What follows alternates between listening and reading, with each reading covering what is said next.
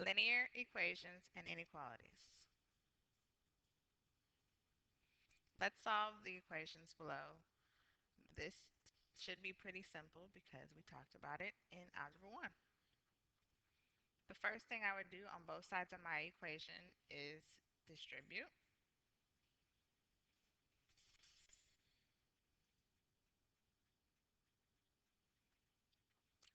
On the left-hand side, I'm going to distribute negative 4 to 2x and get a negative 8x. Negative 4 to 5 and get a minus 20. Bring down my equal sign. Distribute 2 to negative x, get negative 2x. Distribute 2 to minus 9 and get a minus 18. Bring down the minus 4x.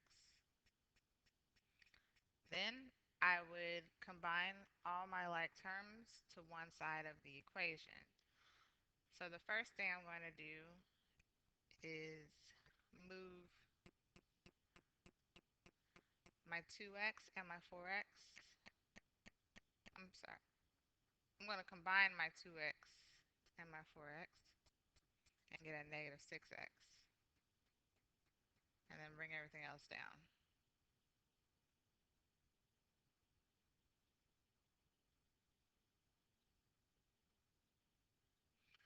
When I look at the equation, negative 6x is the largest x. So I'm going to move negative 8x to the right-hand side by addition.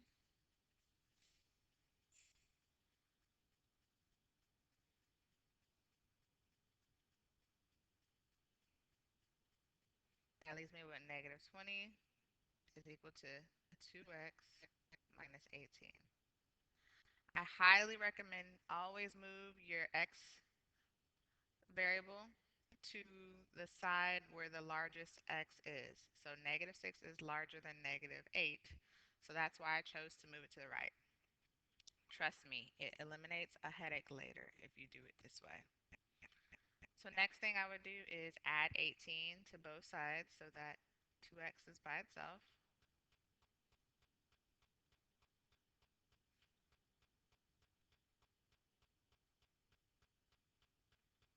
So I would have negative 2 equals 2x. Then, of course, I divide both sides by 2. And you're left with negative 1 is equal to x.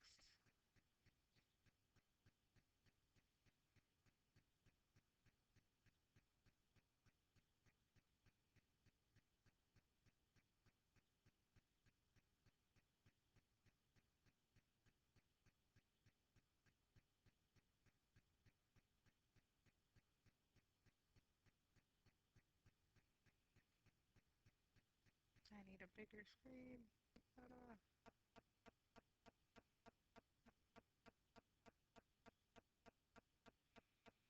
Okay, let's extend the page from here. There we go.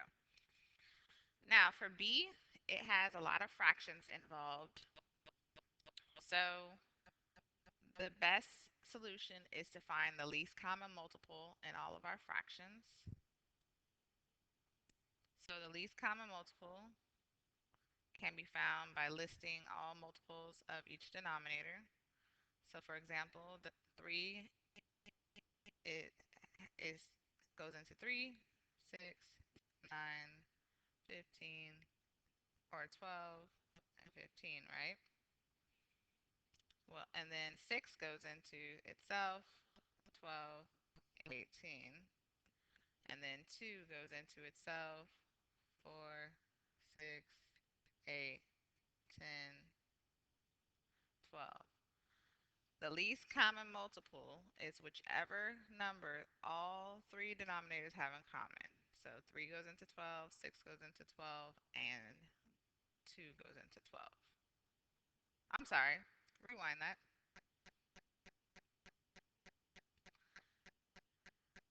The least common multiple is 6. 3 goes into 6, 6 goes into 6, and 2 goes into 6. So again, you want the smallest number they all have in common, and that's 6. So we're going to take 6 and multiply it with every part of the equation. So you might want to put it over 1 just so that you understand fractions. And if you have a calculator, it's a little easier, but we don't right now. So let's distribute this into the parentheses. So 6 times 2 is 12 over 3. 1 times 3 is 3. So x plus 6 times 5, which is 30, and 1 times 6 is 6. Bring down my equal sign. 6 times x is 6x. It's over 1. Minus 6 times 1, which is 6, over 2 times 1. The reason we find the least common multiple is that you notice I didn't reduce all these fractions, but I can. So that's the next thing I would do. Reduce all my fractions. So 12 divided by 3, that's 4x. 30 divided by 6, that's 5. 6 divided by 1 is just 6. And then 6 divided by 2 is 3. So now if you look at the equation, it's actually rather simple because I no longer have fractions in the problem. This process works for any problem like this. If you have fractions and you don't like fractions, find the least common multiple of your denominator and multiply that number to every term. Now let's continue to solve for x. So in this scenario, my biggest x is 6x, which is on the right, so let's move 4x.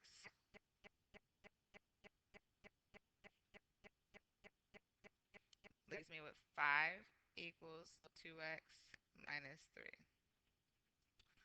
Then I would add 3 to both sides.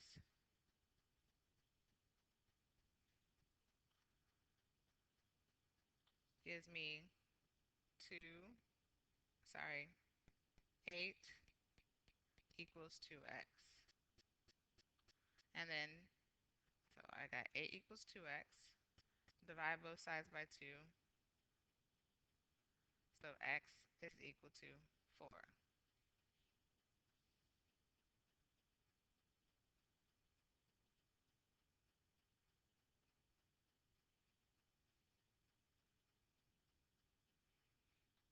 Practice the next 3 on your own and then take a picture. Now let's get into solving literal equations. These tend to be confusing for most because you're used to solving and getting a numerical answer, and that's not going to necessarily be the case this time. So we're going to solve the formula C equals 2 pi r for r. Solving simply means get the variable by itself. So I want r by itself. Currently, it says 2 times pi times r. So if I want to move or get rid of 2 and pi, you would have to divide by 2 to cancel it out. And you could also divide by pi to cancel it out. But you must do that to both sides of the equation.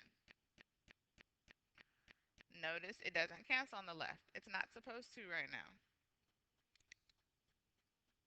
The goal was to get r by itself, and I'm basically done because I've canceled it from the right hand side, so r is by itself. And on the left hand side, I'm left with c divided by 2 pi. That's all I can do with it at this stage. Don't do anything else. Don't multiply 2 and pi and get some long decimal. No, leave it alone. Number 3 wants us to solve for c in this formula here. So the first step to get c by itself is to subtract 32 from both sides to cancel it from the right. So on the left hand side, I have f minus 32. I can't combine f and 32. They're not alike. And it's equivalent to 9 over 5 c. Now, whenever you have a fraction at this stage, you must take the reciprocal, which is 5 over 9. So flip it around and multiply. both sides by the reciprocal. That's the only way to cancel out a fraction, is to multiply the reciprocal. So 9/5 cancels with 5/9.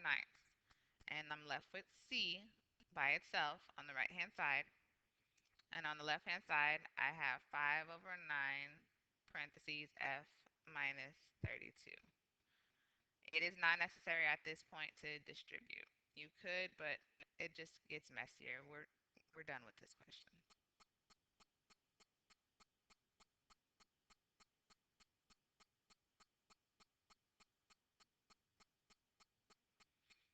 I want you to do this one on your own. Solve for y. Now we're going to talk about inequalities. The last few were equations because they had an equal sign. Inequalities use the inequality signs, which are less than or equal to, greater than or equal to, and sometimes not equal. That's considered an inequality. They're not equal signs, essentially. And we kind of touched upon this when we did our domain and range, but let's review. If it says x is less than 2, since there's no equal bar, you're going to have an open dot on 2, and then everything less than 2 is to the left, so you would shade left. On B, it says x is greater than or equal to 1. So since it's equal to, that means you have a closed dot on 1, or negative 1, sorry. And then since it's pointing to the right, that means shade everything to the right. So all numbers greater than negative 1 are on the right hand side. So in summary, make sure you pay very close attention to that sign. That sign will let you know, do I have an open dot or a closed dot with an equal bar or without an equal bar? And the sign will also tell you which direction to shade. If it's pointing to the left, you shade to the left. If it's pointing to the right, you shade to the right.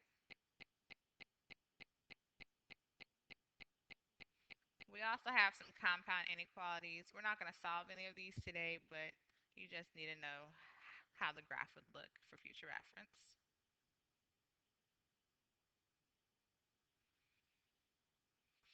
Now let's practice solving some inequalities.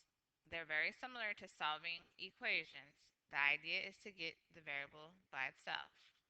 So in this, on A, x is my term. So the first thing I would do is add 6 to both sides. That leaves me with 8x is greater than or equal to 16. Then I would divide both sides by 8,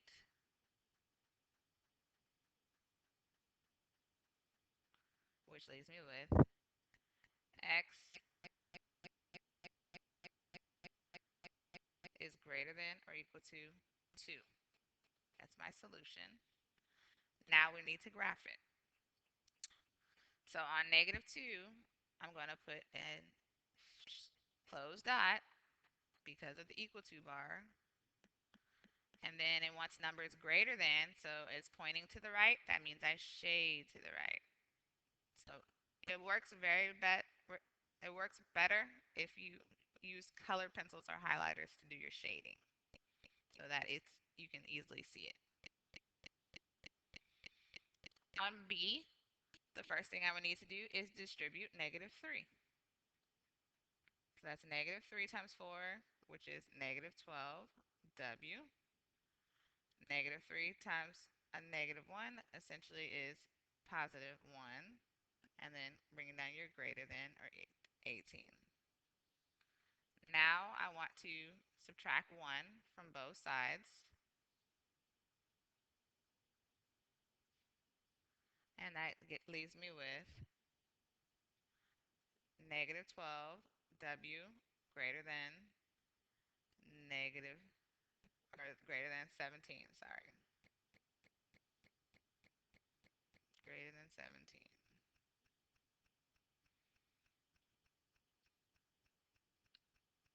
Oh my goodness, I made a mistake. Sorry, y'all. I didn't distribute. Make sure you don't do that.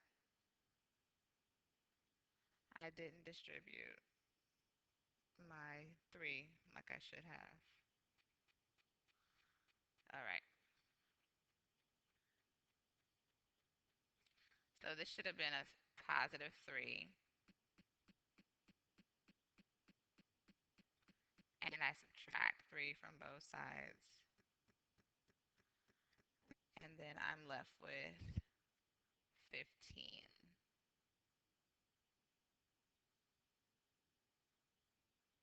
All right. Now, I'm about to divide by negative 12 to get W by itself. Anytime you divide or multiply by a negative sign, that inequality needs to change directions. Anytime you divide by a negative, that inequality needs to change directions.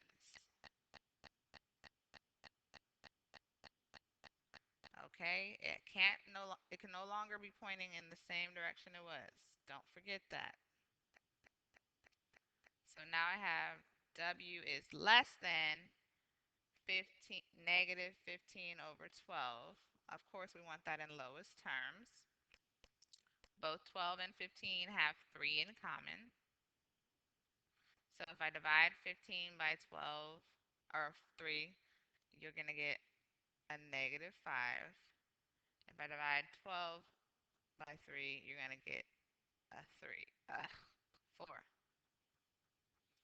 So my final answer is W is less than negative 5 over 4, which is equivalent to negative 1.25. So on the graph, negative 1.25 is in between negative 1 and negative 2. So just put a dot in between there. It's going to be an open dot. And then again, label it. So negative 5 over 4. If it's not labeled, you need to label it. And then now my inequality is pointing to the left, so I want everything shaded to the left.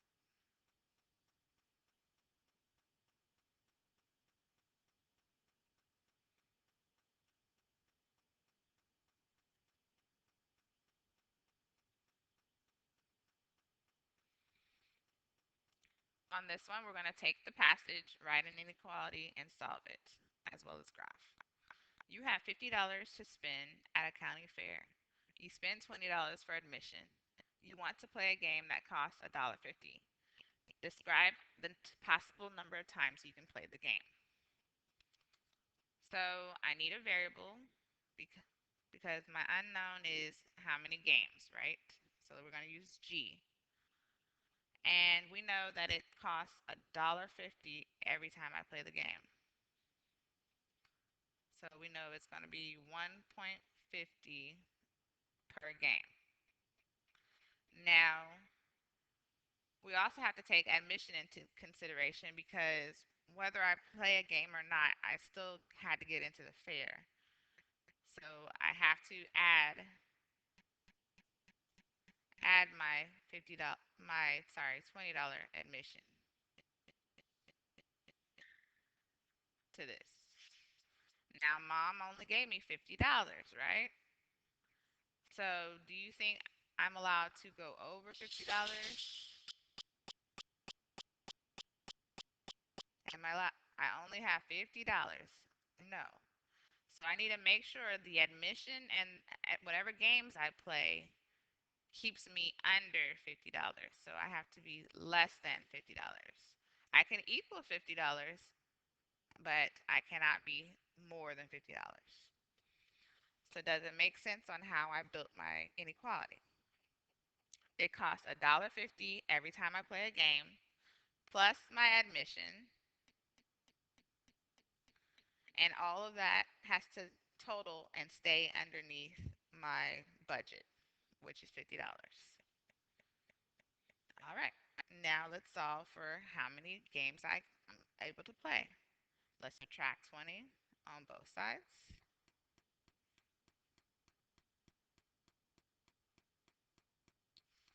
Would leave me with 1.5 game is less than or equal to 30.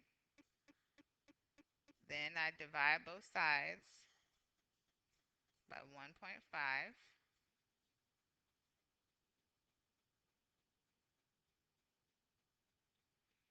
And G is less than or equal to, now let's grab a calculator real quickly.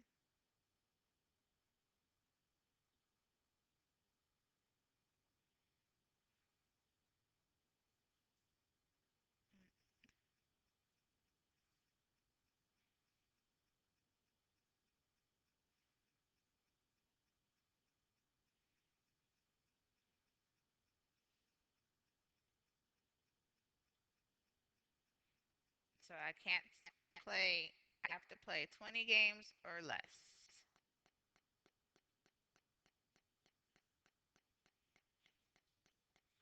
So to graph it, here's my number line, there's 20, and I can play exactly 20 or less. So it's a closed dot, and I shade everything to the left.